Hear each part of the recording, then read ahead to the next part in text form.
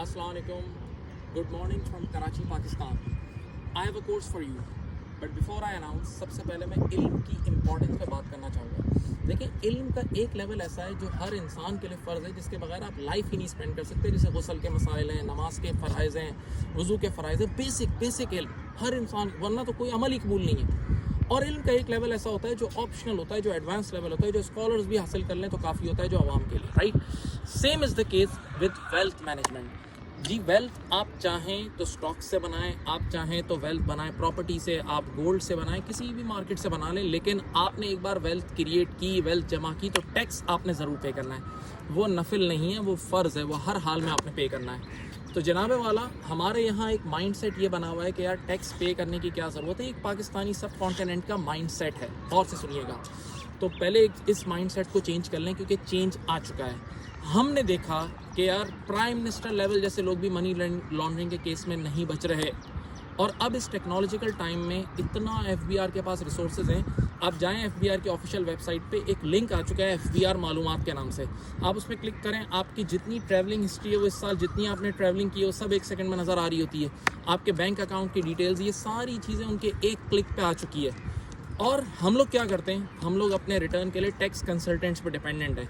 हमें ये भी नहीं पता वो टैक्स कंसल्टेंट हमारे साथ क्या काम करवा रहा है, हम जानते ही नहीं है। और मैं ऐसे कितने टैक्स कंसल्टेंट्स को जानता हूँ जो अनाड़ी, यानी वो पूरा साल किसी और कोई फिल्म इंडस्ट्री में कुछ और काम कर रहा है, लेकिन फिस्कल ईयर के एंड पे वो टैक्स कंसल्टेंट बन गया और आपका रिटर्न फाइल कर रहा होता है, और आपको बोलता है यार बस अब मैं थोड़े पैसे खिला के आपका काम करा दूंगा, जबकि काम सारा गलत काम आपके नाम पे हो रहा होता है। ये याद रहे आपको कि आपका नाम ऑफिशियली जा रहा होता है। और कई बार ऐसा होता है, हमने कैसे इतने लोग देखें कि उनका स्टैंडर्ड ऑफ लिविंग जो होता है वो उनके टैक्स रिटर्न में रिफ्लेक्ट ही नहीं हो रहा। तो बड़े बड़े बंगले, गाड़ियाँ, और टैक्स इतना सा जा रहा है, तो जनाबे वाला ये गलत है। अच्छा, 2 किस्से मैं आपको सुनाऊंगा, आपको समझ में आ जाएगा कि क्या मामला हैं।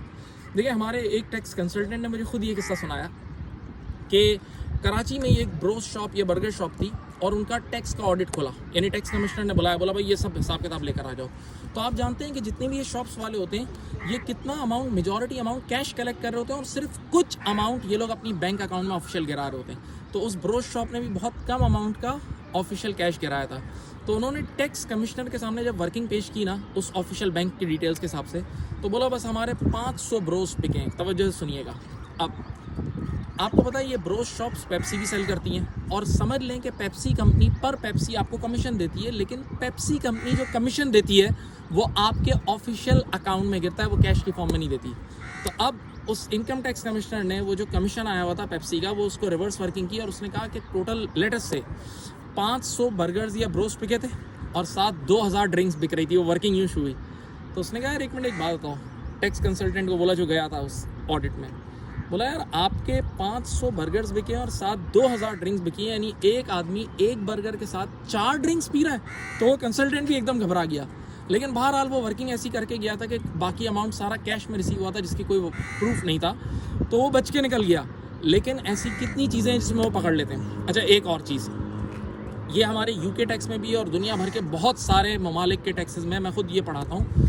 एक लॉ है जिसको कहते हैं हम डिस्कवरी असेसमेंट, यानी टैक्स डिपार्टमेंट ने अपने पास एक इख्तियार ऐसा रखा है कि अगर उनको कभी वो डिस्कवर करें ना कोई बुराई आपकी पास की, तो वो 20 साल का पीछे जाके आपसे टैक्स निकलवा सकते हैं। तो यार एक आम आदमी को तो ये पता ही नहीं है, वो ऐसी मस्ती में डाल गेम खेल रहा है।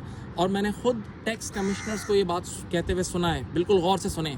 वो कहते हैं जब हमें ऊपर से ऑर्डर आता है ना कि मार्केट से इतने अरबों का टैक्स निकालना है, उठाना है, तो बोला हम छोटे छोटे लोगों से, छोटे छोटे लाख लोगों से टैक्स लेने से बेहतर है एक बड़े मुर्गे को पकड़ते हैं और उससे एक साथ 20 साल का टैक्स निकलवा लेते हैं। तो यार ये कितनी ख़तरनाक बात है, और हम सब इसीलिए सो रहे हैं।